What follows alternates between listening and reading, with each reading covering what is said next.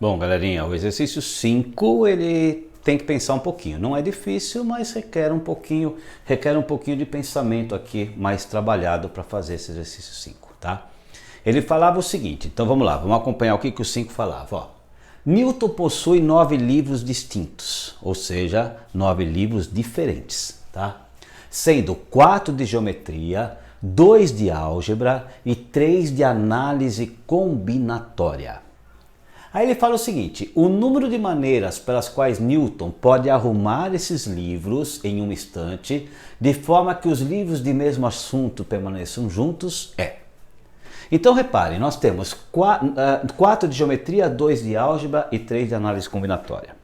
A ordem que eu vou colocar, se primeiro eu coloco álgebra, depois geometria, depois análise combinatória, ou primeiro análise combinatória, depois álgebra, depois geometria, essa ordem é indiferente. O que ele está exigindo é que o número de maneiras para arrumar esses livros é um instante de forma que os livros de mesmo assunto permaneçam juntos. Álgebra fica com álgebra, geometria fica com geometria, análise combinatória fica com análise combinatória.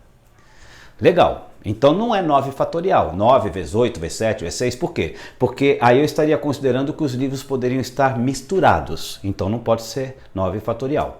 Então o que eu tenho que fazer? Eu tenho que considerar primeiro, tá, como é que eu posso arrumar cada livro dentro da sua categoria. Ou seja, eu tenho aqui 4 livros de geometria.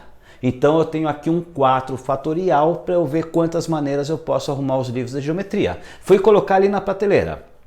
Coloco o livro 1, depois o livro 2, depois o 3, depois o 4. Eu coloco os livros de geometria numa ordem, mas não importa a ordem que eles estão. O que importa é que os 4 livros de geometria fiquem juntos, tá? Então eu posso organizar esses livros de geometria de 24 maneiras diferentes.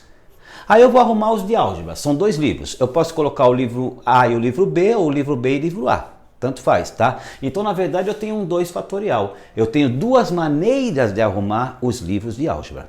Tá legal? Aí eu vou arrumar os de análise combinatória. São 3 livros. Eu posso colocar o livro A, o livro B, o livro C, ou o livro C, o livro A, o livro B, livro A, livro C. Não importa a ordem. O que importa é que os livros de álgebra estejam juntos. Portanto, eu tenho aqui, tá, os livros de álgebra não, de análise combinatória. Então eu tenho aqui um 3 fatorial. 3 vezes 2 vezes 1, eu tenho 6 maneiras. Então, para arrumar os de geometria, eu tenho 24 maneiras. Para arrumar os de álgebra, eu tenho 2 maneiras. Para arrumar o de análise combinatória, eu tenho 6 maneiras. Então eu tenho 24 maneiras de geometria, combinando com 2 de álgebra, combinando com 6 de análise combinatória. Então o que eu faço? Eu pego o total de cada evento e multiplico, princípio multiplicativo. 24 vezes 2 vezes 6 dá 288. Eu nem sei se tinha 288 nas respostas, tá? Mas pode ter certeza que se tivesse, muito aluno vai lá e clica, 288. Só que repara o seguinte, eu tenho 288 maneiras de combinar esses livros, mas a ordem desses livros não importa. Eu posso ter primeiro de geometria, depois de álgebra, depois de análise combinatória. Ou então eu posso ter primeiro de álgebra, depois de geometria, depois de análise combinatória. A ordem não importa. Se eu tenho 3 ordens possíveis, porque é geometria, álgebra e análise combinatória, eu tenho 3 fatorial, eu tenho 6 maneiras de arrumar os livros conforme a sua categoria, tá? Álgebra, geometria e análise combinatória.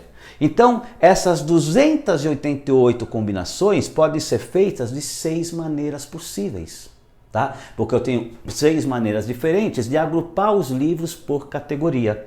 Então o que eu tenho? 288 combinações vezes 6 maneiras possíveis, tá? Ou seja, eu vou multiplicar pela quantidade de elementos desse evento, maneira possível de organizar a ordem dos livros, tá? Por categoria.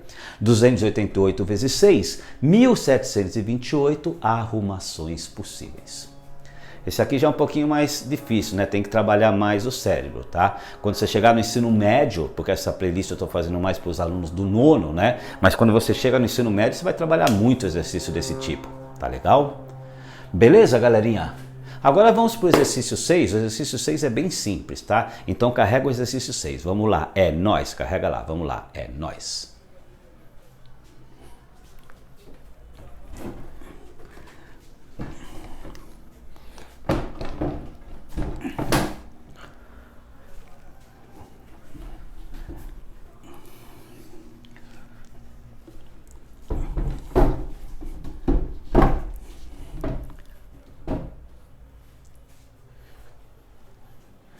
Vixe, eu não parei.